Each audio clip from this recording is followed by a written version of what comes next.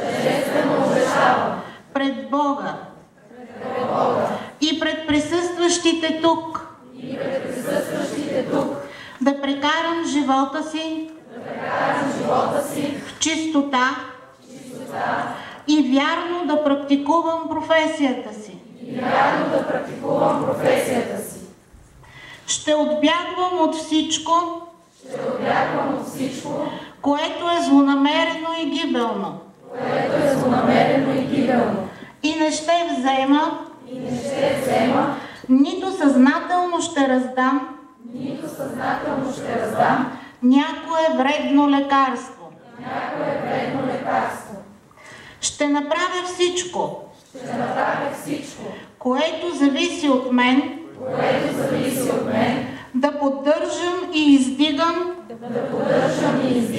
състоянието на професията. И ще държа в тайна всички поверени ми случки, както и всички семейни работи, дошли до моето съзнание при практикуване на професията ми. Ще се трудя честно да помагам на лекаря в работата му и ще отдам себе си за благосъстоянието на онези,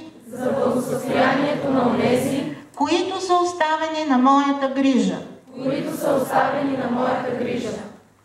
Ще се отнасям грижливо и с любов към болния и здравия човек,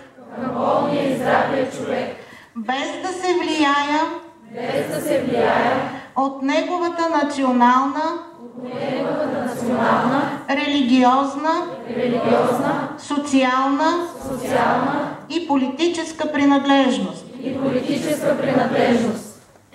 Тържествено и свободно полагам тази клетва и обещавам да я превърна в ръководно начало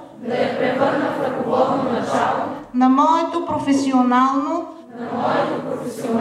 и гражданско поведение. В името на всички вас,